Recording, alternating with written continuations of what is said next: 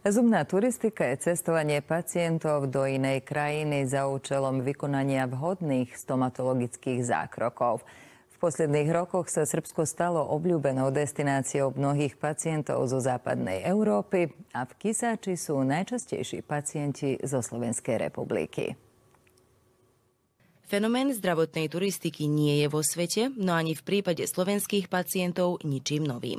Pred 5 rokmi sa táto vrstva turistiky rozvinula aj v Kisáči, keď doktorka stomatológie Marina Francistiová mala v kresle svojich prvých pacientov zo zahraničia. Nebolo také jednoduché, ja som totiž to čakala už 1 rok celý na termín u môjho zubára. A keď som tam už bola 4-krát na návšteve a prosila som o termín, ktorý som nemohla dostať, tak som si povedala, stačí. A hľadala som na internete, našla som stránku, túto Marinky, a v pondelok som napísala e-mail a predstavte si, že hneď vo štvrtok sme mali termín, ja, môj syn aj môj manžel. Keď som otvorila moju ambulanciu pred 5 rokmi, tak konkurencia bola veľká, tak som chcela vymyslieť niečo, čo na našom tržištu sa veľmi neponúka. Tak som prišla na ideu, že našich hornozemských Slovákov by som nejakou cestou prilákala na tieto zuby, keďže je cena oveľa nižšia u nás ako u nich.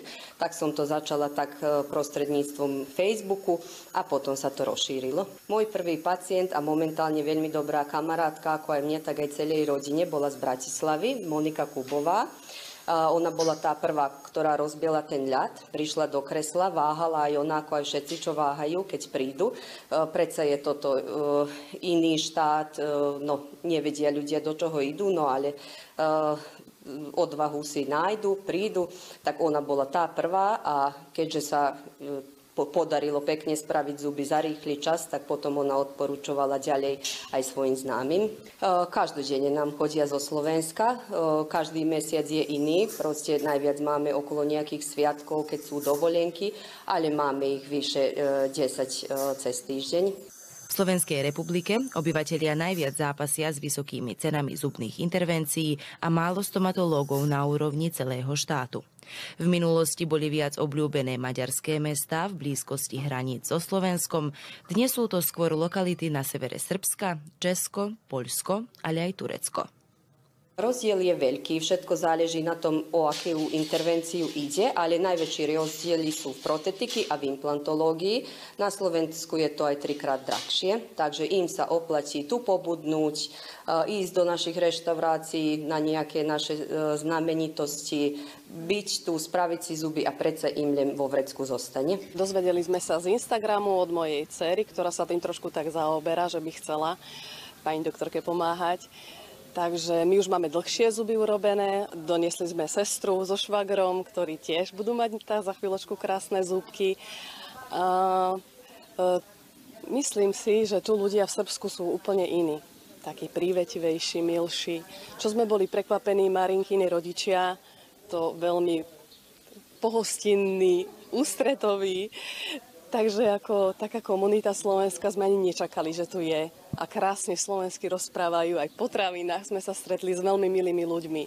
Takže asi tak. Myslím si, že veľmi prinášame k tomu, lebo ľudia sú fakt zaskočení. Keď prídu, tak sa spoznávajú s tým, že my rozprávame po slovensky, školujeme sa po slovensky, tak všetko im je to veľmi divné, ale pozitívne sú prekvapení. Potom si tento Kisáč dodatočne vyštudujú, chodia na rôzne podujatia, ktoré sa konajú v Kisáči.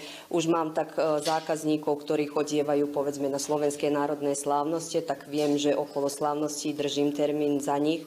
Mladší chodia na exit, takže tak si to nejako oni zbalia, lebo už dosť dobre spoznali nás, Slovákov žijúcich tu, tak sa to aj nejaké priateľstvá sformovali a veľmi často chcú sa vrácať proste k nám. Dobre sa tu cítia. Aká je situácia so stomatológiou na Slovensku? Keďže ste spomenuli, že ste čakali dlho na termín a vlastne je to tam nejaké ešte väčšie problémy?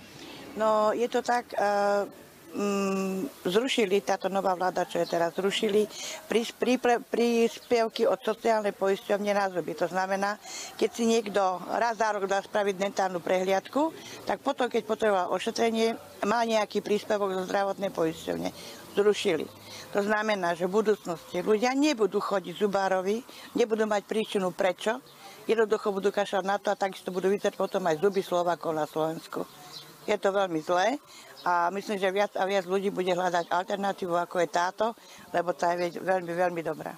Okrem toho, že mnoho pacientov docestuje zo Slovenskej republike, nevyostávajú ani tí Slováci, ktorí žijú v západnej Európe, ako čo je Švajčiarsko, Holandsko alebo Nemecko.